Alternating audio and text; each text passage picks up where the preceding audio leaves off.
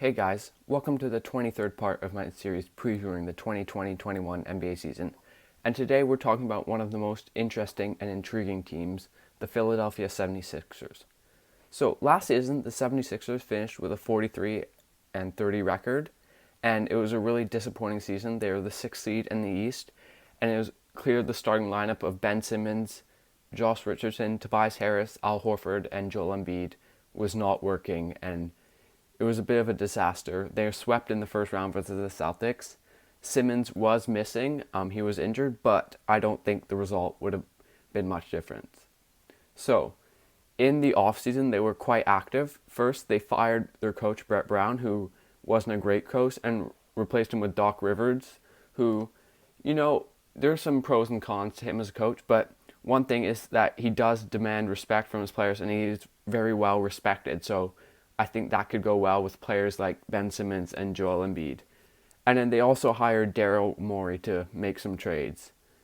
And the first trade they made was trading Al Horford and a first round pick for Danny Green and Terrence Ferguson. Horford, I still believe he is a good player, but he just didn't fit well with Joel Embiid and Ben Simmons, and he's really a center, not a power forward, and his contract is really big, so it just didn't work out for him in Philadelphia. And they get off his contract, and it only cost them a first, and Danny Green is a much better fit around Ben Simmons and Joel Embiid. And then on draft night, they drafted Tyrese Maxey and Isaiah Joe, and they traded Josh Richardson and the 34th pick for Seth Curry. I think Josh Richardson is a really good player, but it just, again, didn't work out for him in Philadelphia. What they really need was an elite three-point shooter, and that's not Josh Richardson's strength. He also is an elite ball handler, which they kind of wanted him to do, so it just wasn't the right situation for him. And they get Seth Curry, who again fits much better with them and is a really good shooter. So I think that's a move that we'll look back on and say both teams probably won that. And then in free agency, they lost Alec Burks, Raul Neto, Kyle O'Quinn, Zaire Smith, and a few other guys, so nothing major. And the only major guy they signed in free agency was Dwight Howard. So overall, I think it was a pretty good offseason for them. Of course, just maybe a bit of a talent downgrade, but improving the fit around Joel Embiid and Ben Simmons, which is really key for them. So if we look at a projected starting lineup, I think it could be Ben Simmons, Seth Curry, Danny Green, Tobias Harris, and Joel Embiid. So at point guard, Ben Simmons.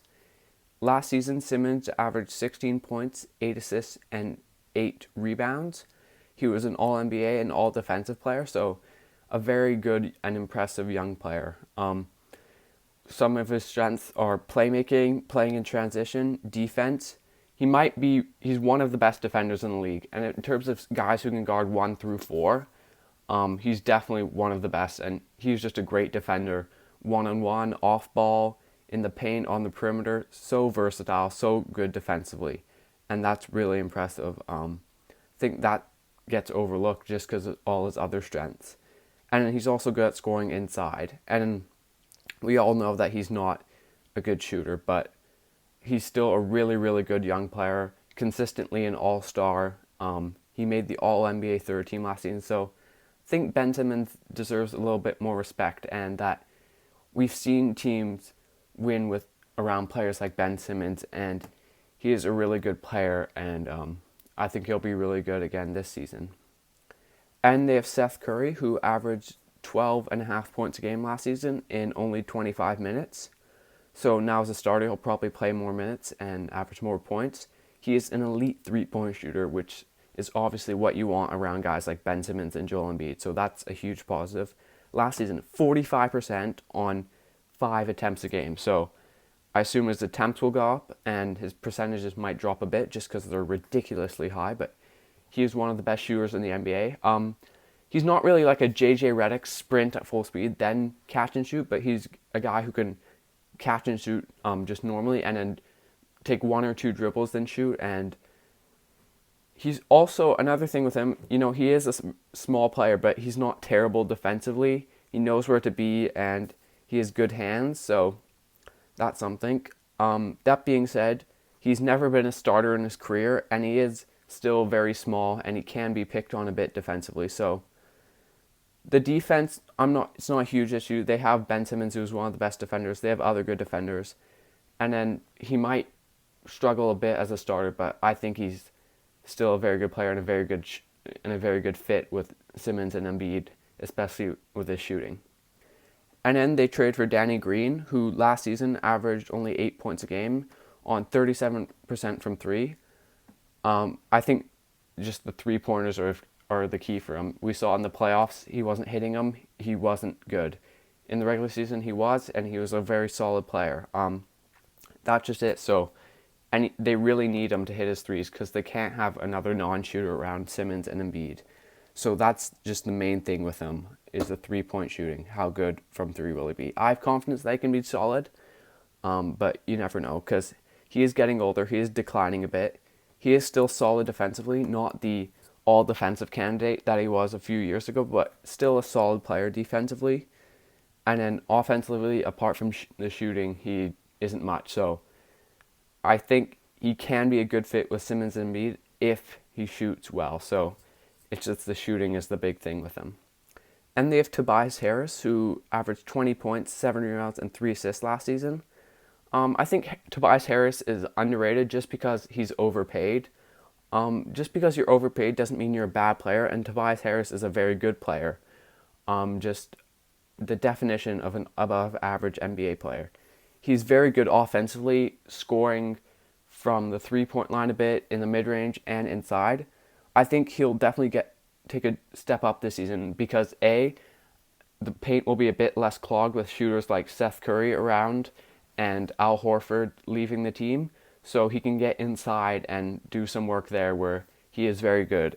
And B, he's playing under Doc Rivers, who he has played under before, and that was when he had his best season with the Clippers, so that's something. And I think he will bounce back and be a very good player for them this season, just with his ability to score on all three levels offensively. And he's still an okay defender. He has pretty good size, and he'll be able to go up against fours offensively where he might have a bit more of a speed advantage, where when he was going up against threes last season, he didn't really have an advantage. So I think he'll be much better with the new look Sixers, and he's a player that I have some high expectations for this season. And then they have Joel Embiid, who last season averaged 23 points and 11.5 boards, and one of the most talented players in the NBA, one of the most unstoppable ones also on his day. Great in the post offensively, and then on defense, he's scary when he's engaged. Like, his rim protection is insane, but it's just about the effort with him. And then also he can maybe shoot. I mean, you don't want him shooting. You don't want him on the perimeter. You want him dominating inside. You feel like, I can't remember who said this, but every time he takes a jump shot, he bails out the defender because he is still an okay shooter, not a great one or even above average. But when he dominates inside the paint, he is great. But there are some concerns with him. His health, he's a very injury-prone player, and also his fitness. Can he go dominate inside the paint every possession like he'd want to? Or is he just not fit enough, and that's why he has to take jump shots? And doesn't he not have the focus or the fitness to remain engaged defensively for the whole possession or the whole game or the whole season? Because if he can be 100%, if he was 100% every night, he'd win MVP and Defensive Player of the Year, but he's not. And that's really the thing with Embiid is on his day, he's one of the best, probably the best player in the NBA, but it's rarely his day. So we'll have to see with him. He's just so talented, and I just hope he can be fit and ready and healthy, because if so, he's a really, really scary player on both ends. And then off the bench, they have Shake Milton, who averaged 9 points a game last season. He was starting a bit in the bubble. He's okay. He's a pretty good shooter, and I think he's probably very utilized off the bench, and think he'll be solid for them off the bench. And they drafted Tyrese Maxey, who's looking good in preseason. He's a two-way player. I think you don't know how much he's going to contribute, but if he does get minutes, I think he can be solid. And they have Matisse Thybulle. Only averaged 5 points a game last season, and he's not good offensively. Just the shot isn't great. But defensively, He's absolutely incredible. One of the best defenders in the NBA already, even though he just played his rookie year. Just an absolute lockdown defender. And if he can get his shooting up to league average, then he's going to be really useful for the Sixers and could maybe replace Danny Green in the starting lineup just because he is so good defensively. But you can't have a non-shooter around Simmons and Embiid. So if he can step up his offensive game, he can play more. And then they have Furkan Korkmaz. He averaged 10 points a game last season. He's a good streaky shooter. I mean, like, he'll have a couple games where he goes nuts and then he'll just disappear for a month.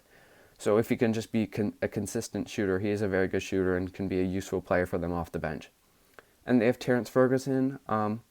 Didn't average many points last season. I'm not sure how much he'll play, but if they need a bit of athleticism, then he could be solid.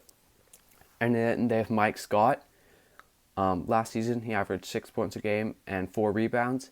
He also is a bit of a streaky shooter, but not as good a shooter as Korkmaz. And he's kind of like their tough guy. Every team has one, so he'll be solid for them, I think. And they have Dwight Howard, who last season averaged 7 points and 7 rebounds. If Dwight can play his role, which is just protecting the paint and catching lobs, then he can be a really, really good player for them off the bench and really solid. But so hopefully he can just play his role and keep them afloat without Embiid. I remember in the 2019 playoffs, when the Sixers didn't have Embiid, they were being killed. So if he can just keep them afloat when Embiid is off the floor, then he'll be playing his role great. And that's just what they need from him. So if we look at the positives, they have 2 of the best young players in the NBA. I mean, Embiid isn't that young anymore, but they're still pretty young in Ben Simmons and Joel Embiid. And I do think they can work together. They're both ridiculously talented. Defensively, they're both great. But offensively, I think they can work together as long as there's the fit around them.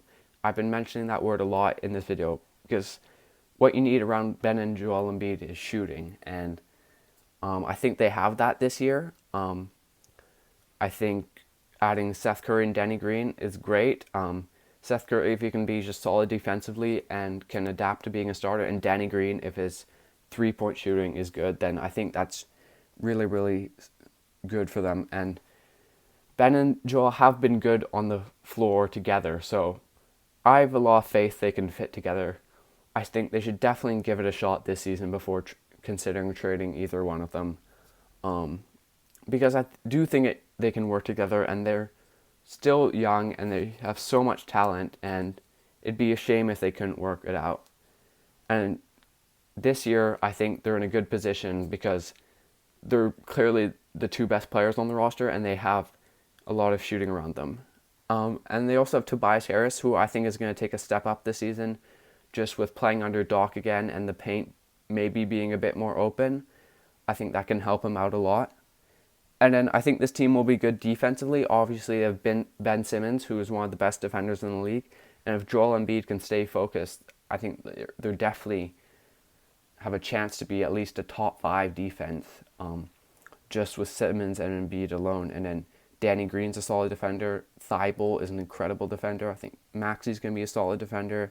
Mike Scott's a solid defender. And Dwight Howard's a solid defender off the bench. So, and then we'll see about Danny Green if he's declining too much. But they don't have any terrible defenders. They have solid defenders all around, and then they have 2 great defenders.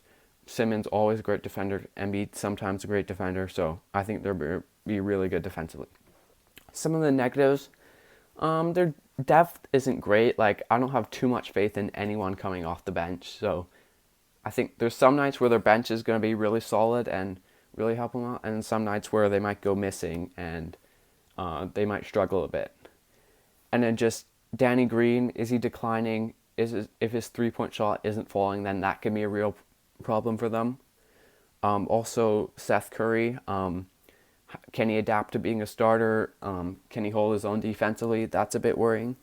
I feel like this team is less talented than the last 2 teams.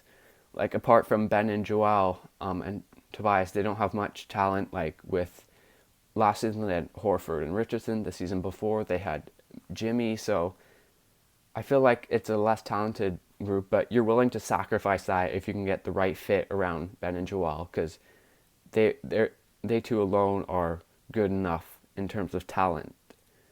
And then just Joel Embiid's commitment, I talked about it, his desire to win, his desire to be fit, his desire to play on both ends for the whole game and the whole season. That's always a worry. And then just anytime you have Ben and Joel, shooting is always an issue. Just as I said, if Danny Green isn't doing great shooting wise, even if he is, still having two non-shooters is always worrying. And then injuries. Simmons was injured for last season's playoffs. Danny Green has been injured a few times. Joel Embiid's very injury prone, so that's a bit of a worry for them, their health overall. But I still think they're going to be a good team. It really just depends on Joel Embiid's commitment, how good Ben Simmons is, and then the supporting cast in terms of their three-point shooting and defense. I think they have a bit less talent than years past. And then I don't have confidence in Embiid being 100% for the whole season. So I still think they're a real threat with the fit and the shooting, and obviously having Simmons and Embiid. But I'm going to say they're going to be the 6th seed in the East, but a real threat in the playoffs. Anyways, thanks for watching, guys.